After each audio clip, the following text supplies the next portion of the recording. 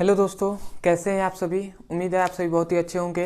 तो आज हम लोग पढ़ने वाले हैं विद्युत चुंबकीय प्रेरण। ठीक है, तो विद्युत चुंबकीय प्रेरण का ये हमारा दूसरा वीडियो है, जिसमें आज हम लोग सबसे पहले इसमें 3 टॉपिक को क्लियर करेंगे। तो सबसे पहला टॉपिक होगा फ्लेमिंग के दाएं हाथ का नियम। ठीक है, उसके बाद दूसरा हम टॉपिक पढ़ेंगे स्व प्रेरण और तीसरा टॉपिक होगा अन्योन प्रेरण। तीन टॉपिक को हम यहाँ पे क्लियर करने वाले हैं। तो चलिए दोस्तों देखते हैं। सबसे पहले फ्लेमिंग के दाएं हाथ का नियम।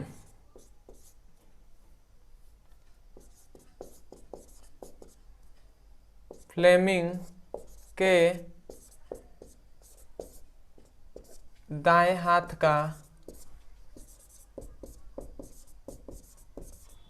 नियम। ठीक है, तो फ्लेमिंग के दाएं हाथ का नियम सबसे पहले समझेंगे। तो देखिए, फ्लेमिंग के दाएं हाथ का नियम जब हमने विद्युत के चैप्टर पढ़ा था तो उसमें भी हमने फ्लेमिंग के दाएं हाथ का नियम पढ़ा था, तो वो अलग है। ये चुंबक में हम पढ़ रहे हैं फ्लेमिंग के दाएं हाथ का नियम। ठीक है, तो चुंबक के लिए भी क्या किया है, फ्लेमिंग जो वैज्ञानिक है उन्होंने क्या दिया है, फ्लेमिंग के दाएं हाथ का नियम दिया है। और विद्युत में भी क्या किया है, फ्लेमिंग ने फ्लेमिंग के दाएं हाथ का नियम दिया है। ठीक है, तो अब हम देखने वाले हैं ये विद्युत चुंबकीय प्रेरण का ये है। तो इसमें हम देखेंगे चुंबक के बारे में। तो इसमें उन्होंने बताया कि देखिए, इन्होंने बताया कि अंगूठा, ठीक है समझिएगा, अंगूठा, तर्जनी और माध्यिका। ये देखिए, ये अंगूठा है, ये तर्जनी है, ये माध्यिका है। इन तीनों को कहा कि इन तीनों को अंगूठा, तर्जनी और माध्यिका को परस्पर लंबवत, ठीक है, परस्पर लंबवत इस प्रकार फैलाएं कि अंगूठा किसकी, जो अंगूठा है वो गति की दिशा को प्रदर्शित करे, जो तर्जनी है ये चुंबकीय क्षेत्र की दिशा को प्रदर्शित करे, और जो बीच वाला है जो माध्यिका है ये किसकी, ये प्रेरित धारा की दिशा को प्रदर्शित करे। तो आपको नहीं समझ में आया होगा, कोई दिक्कत नहीं है, आगे हम समझ लेते हैं एक फिगर के माध्यम से। ठीक है, तो इन्होंने क्या बताया है, इन्होंने बताया कि जैसे मान लेते हैं, समझिएगा, ऐसे में सपोज दैट एक फिगर बना दे रहा हूं।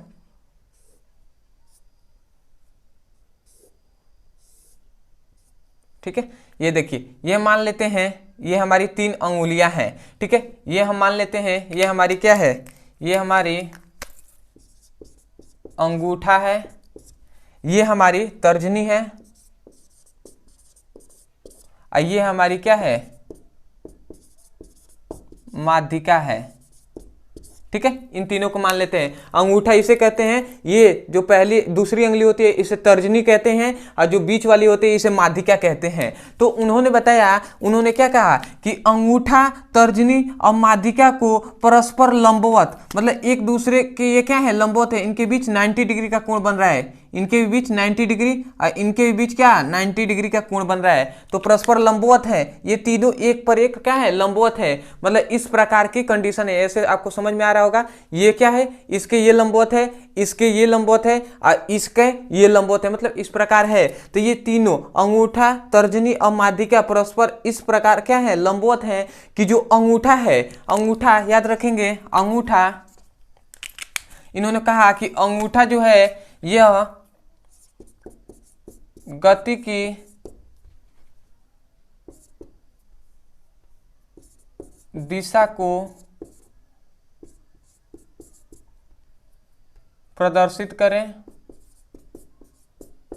और ये जो तर्जनी है यह चुंबकीय क्षेत्र की दिशा को प्रदर्शित करे, और जो माध्यिका है ये याद रखेंगे, ये प्रेरित धारा की दिशा को प्रदर्शित करे, यही इन्होंने कहा। ठीक है, तो एक बार और मैं बोल दे रहा हूं, समझिए और सुनिए और समझिए। ठीक है, तो आपको अगर आ जाए फ्लेमिंग के दाएं हाथ का नियम क्या है, तो आप कहेंगे फ्लेमिंग के दाएं हाथ के नियमों के अनुसार अंगूठा, तर्जनी और माध्यिका को परस्पर लंबवत इस प्रकार फैलाएं कि अंगूठा गति की दिशा को प्रदर्शित करे, तर्जनी चुंबकीय क्षेत्र की दिशा को प्रदर्शित करे, तथा माध्यिका प्रेरित धारा की दिशा को प्रदर्शित करे। ठीक है, तो आपको कभी भी स्टेटमेंट जो है, ये कथन है, इसको रटना नहीं है, जो ये नियम है तो इसको रटना नहीं है, इसको फिगर के माध्यम से आपको इस प्रकार बताया गया है कि इस फिगर को याद रखना है, और इसी फिगर के अनुसार आपको क्या करना है, इसका जो नियम है इसको दे देना है। ये फिगर मतलब नोट बनाइएगा पेपर में। ठीक है, इसका बस केवल नियम लिख दीजिएगा जो हमने बताया, ये ऐसे मतलब बुक में नहीं दिया गया है, ये हमने समझने के लिए बता दिया कि ये अंगूठा है, ये तर्जनी है, ये माध्यिका है, ठीक है, ऐसे हमने बता दिया। तो याद रखेंगे, एक बार और मैं बोल दे रहा हूँ, लिखिए, सुनकर लिखिए। मैं अंत में लिखवाऊंगा, ऐसी बात नहीं है, मैं लिखवा दूंगा, इसका डिफिनेशन लिखवाऊंगा, ठीक है। परंतु मुझे आपसे मैं रिक्वेस्ट कर रहा हूँ कि अगर आप क्लास 12 के आप स्टूडेंट है ना, तो आप स्वयं मतलब नोट्स बनाना सीखिए, और जब बोला जा रहा है तो सुनकर ही लिखिए, ठीक है। तो आपको लिखना है, फ्लेमिंग के दाएं हाथ के नियमों के अनुसार अंगूठा, तर्जनी, माध्यिका को परस्पर इस प्रकार लंबवत फैलाएं कि अंगूठा गति की दिशा को प्रदर्शित करे, तर्जनी चुंबकीय क्षेत्र की दिशा को प्रदर्शित करे, तथा माध्यिका प्रेरित धारा की दिशा को प्रदर्शित करे, ठीक है। तो उम्मीद है आपको समझ में आ गया होगा। मैं इसको लिख दे रहा हूं यहाँ पे, ठीक है, इसको लिख दे रहा हूं, ठीक है, जो कमजोर हैं उनके लिए। तो हम लिखेंगे इस नियम के अनुसार, ठीक है, इस नियम के अनुसार। आप लिखेंगे फ्लेमिंग के बाएं हाथ के नियमों के अनुसार, ऐसे लिखेंगे आप, ठीक है, जब एग्जाम में आए तो, ठीक है। जितना आप बढ़ाकर लिखेंगे और अच्छे से लिखेंगे उतना ही अच्छा मार्क्स आपको मिलेगा। तो हमने लिख दिया, इस नियमों के अनुसार अंगूठा, तर्जनी तथा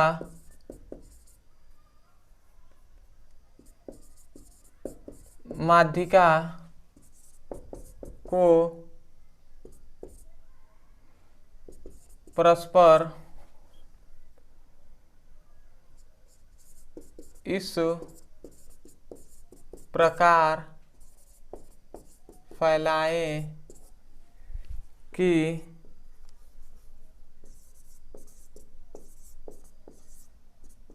अंगूठा किसकी, गति की दिशा को प्रदर्शित करे। तो अंगूठा गति की दिशा को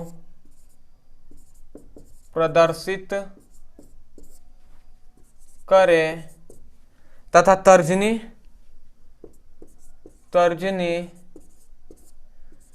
चुंबकीय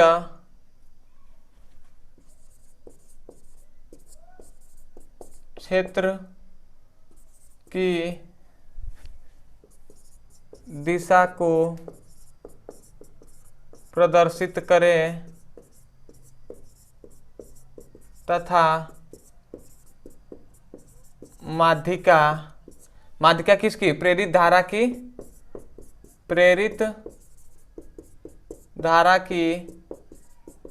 दिशा को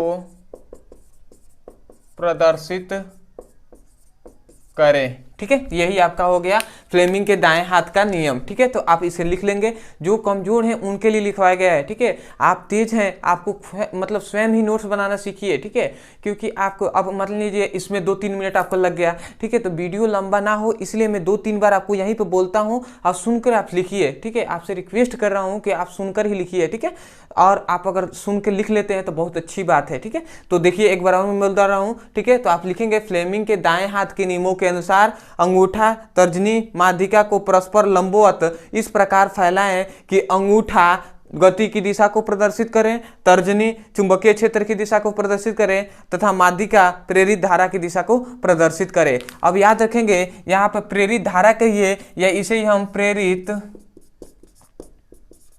विद्युत वाहक बल कह सकते हैं, ठीक है। तो प्रेरित धारा की दिशा को प्रदर्शित करे या प्रेरित विद्युत वाहक बल की दिशा को प्रदर्शित करे, कोई दिक्कत नहीं है, ठीक है। क्योंकि हम जानते हैं प्रेरित विद्युत वाहक बल के कारण क्या होता है, प्रेरित धारा उत्पन्न होती है, ठीक है। तो एक तरह से हम कह सकते हैं प्रेरित धारा या प्रेरित विद्युत वाहक बल, तो कोई दिक्कत नहीं है, ठीक है। तो ये आपका हो गया। अब आते हैं दूसरे टॉपिक, जो होता है स्व प्रेरण और अन्योन प्रेरण, ठीक है। तो चलिए अब देखते हैं हम उनका, ठीक है। तो इसको मैं मिटा दे रहा हूँ, ठीक है। कहाँ जाने कहाँ,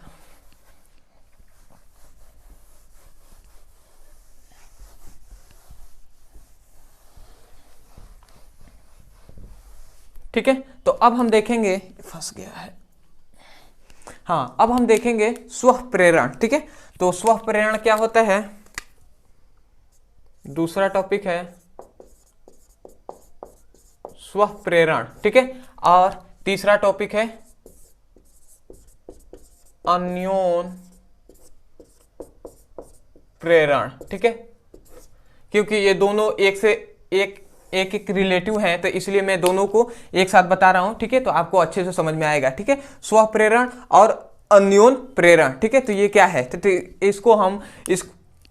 इसको हम परिभाषा समझने से पहले हम एक फिगर के माध्यम से आपको बताते हैं, और उसी फिगर के माध्यम से आप परिभाषा इसका समझ सकते हैं और स्वयं आप मतलब बता सकते हैं कि स्व प्रेरण क्या है और अन्योन प्रेरण क्या है। तो देखिए थोड़ी सी यहाँ पे आप थोड़ा सा एक्स्ट्रा सोचें तो यह कह रहे हैं स्व प्रेरण मतलब स्वयं के धारा स्वयं के कारण, ठीक है, मतलब स्वयं के कारण ही क्या करता है, स्वयं के कारण ही जो प्रेरित धारा है ये उत्पन्न करता है। स्वयं मतलब स्व प्रेरण मतलब स्वयं ही प्रेरित होकर क्या करता है, प्रेरित धारा उत्पन्न करता है। इसमें कह रहे हैं अन्योन प्रेरण मतलब अन्य किसी की सहायता लेकर अन्य किसी से प्रेरित होकर यह क्या करता है, प्रेरित धारा उत्पन्न करता है, ठीक है। तो यही मतलब इसका सिंपल से अगर अर्थ देखिए तो यही तो अर्थ निकल रहा है इसके मतलब शब्दों से, परंतु इसे हम फिगर के माध्यम से इसका अगर परिभाषा करना चाहें तो हम फिगर से एक तरह से समझें तो मान लेते हैं, समझिएगा, ये हमने एक कुंडली ले लिया, ठीक है, और इसमें हमने क्या कर दिया, इसमें हमने कुंजी लगा दिया और इसमें हमने एक बैटरी लगा दिया, ऐसे हमने जोड़ दिया, ठीक है। ये क्या है याद रखेंगे, ये कुंडली है, ये क्या है, ये बैटरी है, और ये क्या है, कुंजी है, ठीक है। अब याद रखेंगे इनमें इस कुंडली में हमने एक क्या कर दिया, एक चालक तार से इसमें हमने बल्ब लगा दिया, ठीक है। ये हमने क्या कर दिया, इसमें चालक तार से एक हमने क्या कर दिया, इसमें बल्ब लगा दिया और ये जल रहा है। क्यों जल रहा है, क्योंकि हमने इसमें धारा प्रवाहित किया गया है, बैटरी की सहायता से क्या किया गया है, इस कुंडली में धारा प्रवाहित किया गया है जिसके कारण ये बल्ब जल रहा है, ठीक है। तो इसका कथन यही है, स्व प्रेरण मतलब स्वयं से प्रेरित होकर, मतलब जब इस बैटरी में जब इस कुंडली में क्या करते हैं, धारा प्रवाहित को जब धारा प्रवाहित किया जा रहा है तो उसे हम रोक देते हैं, मतलब इस कुंडली में धारा को क्या कर देते हैं, रोक देते हैं, या हम कह सकते हैं धारा के मान को परिवर्तित करते हैं। तो इसके कारण, ठीक है, इसके कारण क्या होता है, इस जो कुंडली के सिरों पर क्या होता है, समझिएगा, इसके कारण कुंडली के सिरों पर ऐसे क्या उत्पन्न होता है, ऐसे कुंडली के सिरों पर याद रखेंगे, ऐसे कुंडली के सिरों पर क्या उत्पन्न होता है, चुंबकीय फ्लक्सों के मान में परिवर्तन होता है, चुंबकीय फ्लक्सों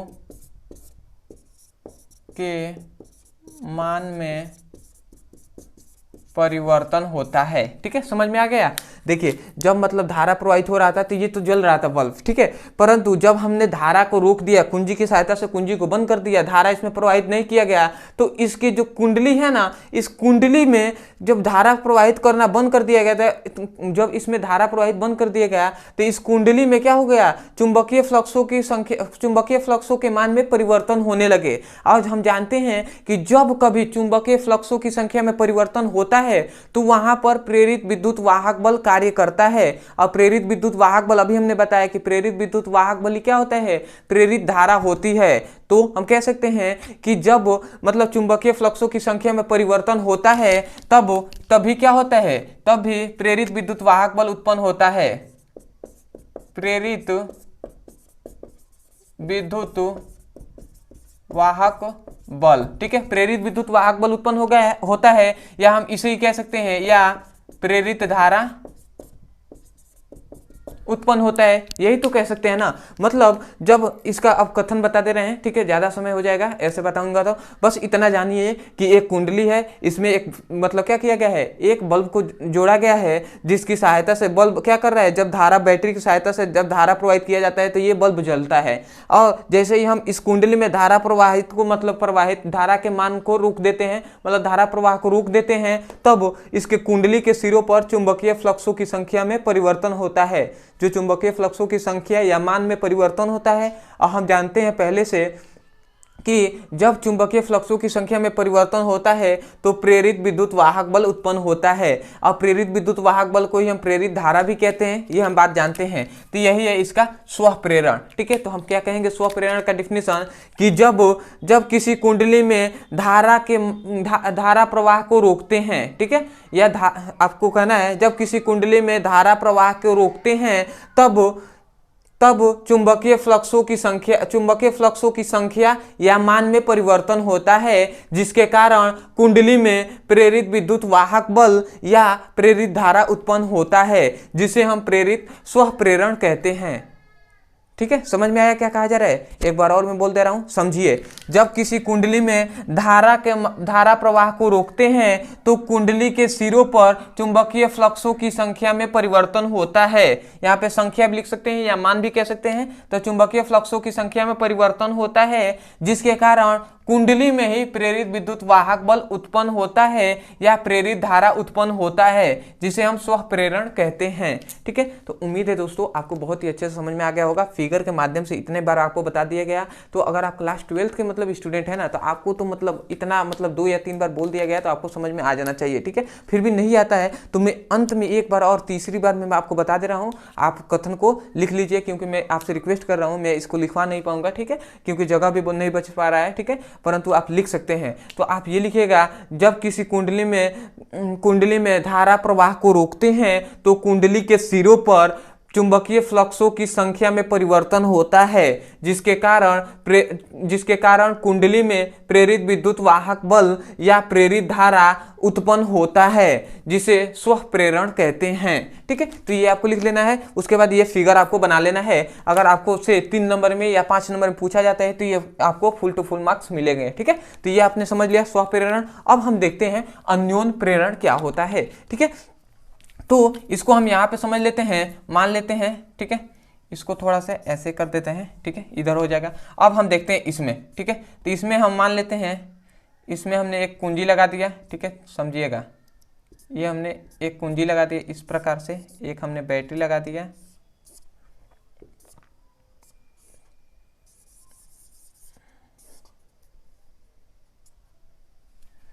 इसी पे एक और हमने क्या कर दिया,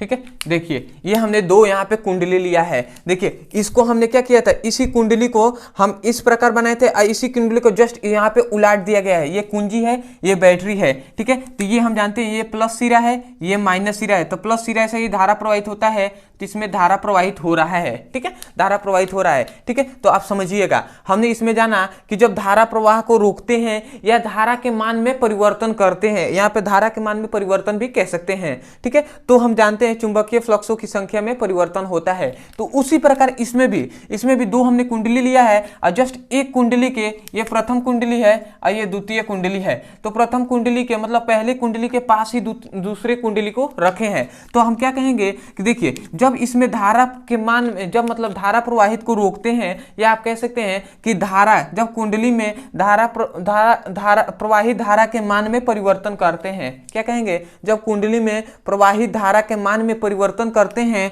तो क्या होता है, कुंडली में क्या होता है, चुंबकीय फ्लक्सों की संख्या में परिवर्तन होता है। चुंबकीय फ्लक्सों की संख्या में क्या होता है, परिवर्तन होता है। जैसे यहाँ पे चुंबकीय फ्लक्सों की संख्या में परिवर्तन हुआ, उसी प्रकार इसमें भी तो होगा चुंबकीय फ्लक्सों की संख्या में परिवर्तन। मतलब यहाँ पर भी क्या हो रहा है, यहाँ पर भी चुंबकीय फ्लक्सों की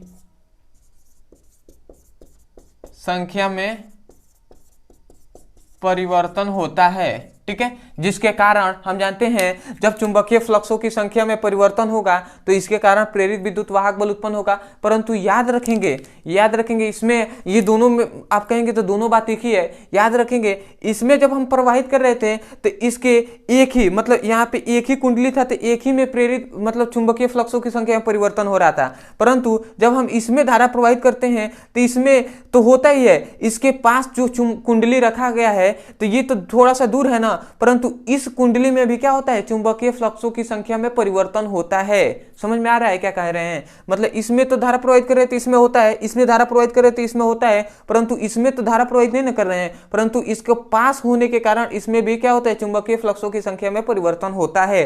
और हम जानते हैं जब इसमें भी चुंबकीय फ्लक्सों की संख्या में परिवर्तन होगा तो इसमें भी क्या होगा, प्रेरित विद्युत वाहक बल उत्पन्न होगा कि नहीं होगा, होगा, बिल्कुल होगा। और इसे प्रेरित विद्युत वाहक को प्रेरित धारा कहते हैं ना। हमको ज्ञात क्या करना है, प्रेरित धारा। हमने कहा था कि अन्योन प्रेरणा मतलब अन्य किसी से प्रेरित होकर प्रेरित धारा क्या करता है, उत्पन्न करता है, उसे अन्योन प्रेरणा कहते हैं। ऐसे हमने बताया था आपको अर्थ में, ठीक है। तो आप कहेंगे कि जब किसी तो चुंबकीय फ्लक्सों की संख्या में परिवर्तन होता है तो इसका मतलब क्या होता है, इसका मतलब दूसरे में क्या होता है, प्रेरित धारा उत्पन्न होता है, या आप कह सकते हैं प्रेरित विद्युत वाहक बल उत्पन्न होता है, और इसे हम अन्योन प्रेरण कहते हैं। तो सीक्वेंस में हम क्या कहेंगे, समझिए और सुनिए और लिखिए, ठीक है। तो हम क्या कहेंगे कि अन्योन प्रेरण अगर आ गया तो हम क्या कहेंगे, जब किसी कुंडली में प्रवाहित धारा के मान में परिवर्तन करते हैं, ये धारा है ना, विद्युत धारा है, तो जब किसी कुंडली में प्रवाहित धारा के मान में परिवर्तन करते हैं तो कुंडली के पास रखे कुंडली में चुंबकीय फ्लक्सों की संख्या में परिवर्तन होता है, तब जिसके कारण दूसरी कुंडली में प्रेरित विद्युत वाहक बल या प्रेरित धारा उत्पन्न होता है, जिसे हम अन्योन प्रेरण कहते हैं। समझ में आया क्या कहा जा रहा है, एक बार और सुनिए, कोई दिक्कत नहीं है, नहीं समझ में आया तो एक बार और सुनिए। जब ये प्रथम कुंडली है, ये द्वितीय कुंडली है, तो जब किसी कुंडली में धारा प्रवाह के मान में परिवर्तन करते हैं, जब किसी कुंडली में धारा प्रवाह के मान में परिवर्तन करते हैं तो उसके पास रखे कुंडली में चुंबकीय फ्लक्सों की संख्या में परिवर्तन होता है, जिसके कारण उस कुंडली में प्रेरित धारा या प्रेरित विद्युत वाहक बल उत्पन्न होता है, जिसे हम अन्योन प्रेरण कहते हैं। तो उम्मीद है दोस्तों बहुत ही अच्छे से आपको समझ में तो आ ही गया होगा, ठीक है, क्योंकि मैंने 2 बार बोला और इतने अच्छे से मैंने सभी पॉइंट को एक पॉइंट को लिखा है, ठीक है। तो सेम टू सेम आपको ऐसे लिखना है और ये फिगर बना लेना है आपको, मतलब 5 नंबर में आ गया तो 5 में 5 नंबर आपको मिलेगा। और कभी कभी क्या होता है एग्जाम में ये दोनों एक साथ देगा, ठीक है, अन्योन प्रेरण और स्व प्रेरण और अन्योन प्रेरण में अंतर बताइए, या कह देगा स्व प्रेरण और अन्योन प्रेरण का क्या कीजिए, परिभाषा दीजिए, ठीक है, सॉरी। तो ऐसे आपको कर देंगे। तो एक बार और मैं बोल दे रहा हूं, उसके बाद इन दोनों का गणितीय रूप निकालना है, ठीक है, इसका सूत्र निकालना है, परंतु अभी मैं बस परिभाषा बता रहा था। तो अन्योन प्रेरण किसे कहेंगे, जब किसी कुंडली में प्रवाहित धारा के मान में परिवर्तन करते हैं तो कुंडली के पास रखे कुंडली में चुंबकीय फ्लक्सों की संख्या में परिवर्तन होता है, जिसके कारण प्रेरित धारा या प्रेरित विद्युत वाहक बल उत्पन्न होता है, जिसे अन्योन प्रेरण कहते हैं। अब आते हैं दूसरे पॉइंट पे।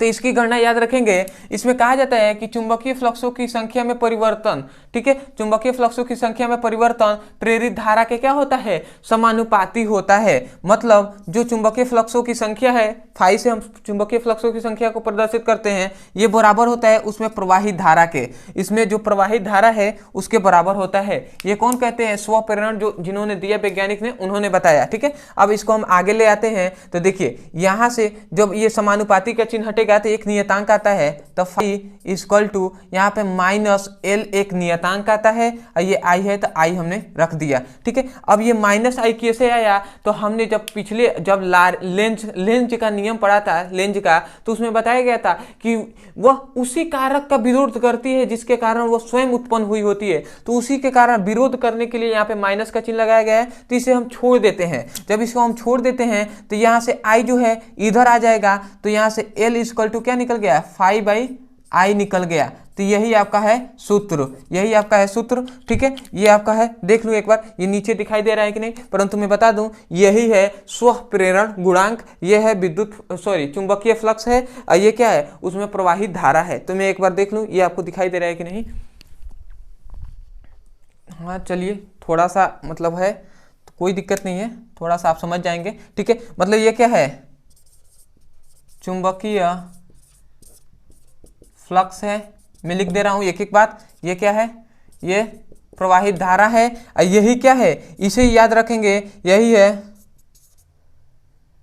स्व प्रेरण गुणांक, स्व प्रेरण गुणांक है, और यही है स्व प्रेरण गुणांक का सूत्र। तो सिंपल से इसका सबसे पहले स्टेटमेंट लिखेंगे, उसके बाद इस फिगर को बनाएंगे, उसके अंत में नीचे ये लिख देंगे, आपको फुल टू फुल मार्क्स मिल जाएंगे। और इसमें भी जो हमने कथन बताया वो लिखेंगे, उसके बाद फिगर बनाएंगे, उसके बाद आपको लिखना है कि इसमें भी कहा जाता है जब ये भी कुंडली है, ये भी कुंडली है, तो इसमें भी क्या होगा, फ्लक्सों की संख्या में परिवर्तन की दर उसमें प्रवाहित धारा के समानुपाती होता है। और इसको हम आगे करें तो यहाँ पे जो फाई है, ये फाई समानुपाती के चिन्ह हटता है तो यहाँ पे एक नियतांक आता है -m, समझिए -m आता है और यहाँ पे i, ठीक है, -m आता है। अब इस i को हम इधर भेज देते हैं तो क्या आता है, m = φ/i आ जाता है। यही है φ/i आपका सूत्र हो गया। और इसे याद रखेंगे, ये चुंबकीय फ्लक्स है, मतलब ये क्या है, चुंबकीय फ्लक्स है, ये धारा है, ठीक है। और यही क्या है, इसे ही हम याद रखेंगे, इसे ही हम कहते हैं अन्योन प्रेरण, ठीक है। अन्योन प्रेरण ने अन्योन प्रेरण गुणांक है, ठीक है। तो इस बात को भी याद रखेंगे, ये m क्या है, अन्योन प्रेरण गुणांक है, ठीक है। तो यहां से माइनस आप सोचेंगे कहाँ गया, तो माइनस को हम छोड़ देते हैं, ठीक है।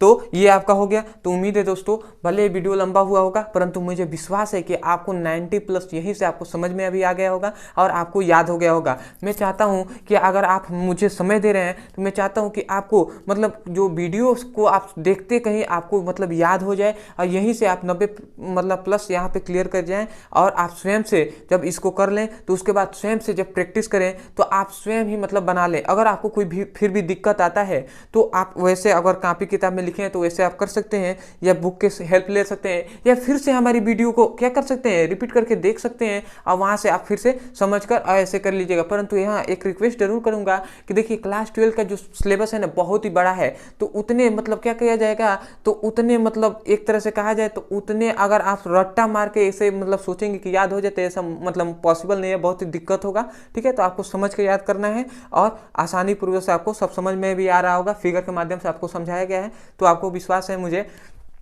कि आपको समझ में आया होगा, ठीक है। तो आपसे रिक्वेस्ट है कि अगर आप हमारे चैनल पे नए हैं तो हमारे चैनल को सब्सक्राइब कर लीजिएगा और वीडियो को अगर आपको समझ में आया है तो वीडियो को लाइक भी कर दीजिएगा। सपोर्ट करने के लिए मतलब ये सब मैं कह रहा हूँ कि आप मुझे सपोर्ट करेंगे तो आगे वीडियो आपको अच्छे से अच्छे क्वालिटी में मिलेगा। और यार मैं भी पढ़ा रहा हूँ दोस्तों, मैं भी चाहता हूँ कि आप मेरा सपोर्ट करें, ठीक है। जो भी हो मतलब आप कर दीजिएगा सपोर्ट, ठीक है। और कमेंट सेक्शन में जरूर बताइएगा कि आपको वीडियो कैसा लगा, ठीक है। और एक रिक्वेस्ट है और आपसे एक मतलब क्या किया जाए, आपके लिए एक वो क्या है, एक यूजफुल आपके लिए इन्फॉर्मेशन है कि अगर आपको कोई भी टॉपिक आपको समझ में नहीं आता है ऐसे मतलब फिजिक्स में, जैसे आप मान लीजिए अन्योन प्रेरण ही समझ में नहीं आ रहा है, तो आप सिंपल सी यूट्यूब पे लिखिए अन्योन प्रेरण और अंत में हमारे चैनल का नाम लिख दीजिए, आपको वीडियो मिल जाएगा। वहाँ से जाकर अपने सुंदर से नोट्स बना सकते हैं। या आप अगर आप क्लास 12 के स्टूडेंट होंगे तो आप अगर चाहते हैं कि सभी इंपॉर्टेंट क्वेश्चन जो बोर्ड एग्जाम में पूछे जाते हैं चैप्टर वाइज आपको इंपॉर्टेंट क्वेश्चन चाहिए, तो आपको डिस्क्रिप्शन में क्लास 12 भौतिक विज्ञान ऑल वीडियो प्लेलिस्ट का लिंक दे दिया जाएगा। वहाँ से जाकर आप वीडियो पर लिंक पर क्लिक करेंगे, वहाँ से आज तक के जितने भी टॉपिक पढ़ाए गए हैं वहाँ से जाकर एक एक वीडियो को सिलेबस अनुसार आप एक एक करके पहले चैप्टर से आप देख सकते हैं और अपने सुंदर से नोट्स बना सकते हैं। अब मैं यह विश्वास दिलाता हूँ कि जितने वीडियो बनाए गए हैं उसी में से मैं 90 नहीं कहूँगा, मैं कहूँगा 95, ठीक है, 95% उसी में से पूछे जाते हैं, 90+, ठीक है, 90+ उसी में से क्वेश्चन आते हैं। इसलिए मैं क्या कर रहा हूँ, मैं सोचा कि एग्जाम आने वाला है, इसलिए मैंने मतलब क्या किया, वीडियो बनाना चालू किया, कहा कि मतलब कुछ हेल्प हो जाए तो अच्छी बात है, ठीक है। तो चलिए दोस्तों मिलते हैं अगले वीडियो में, तब तक के लिए धन्यवाद। जय हिंद, जय भारत।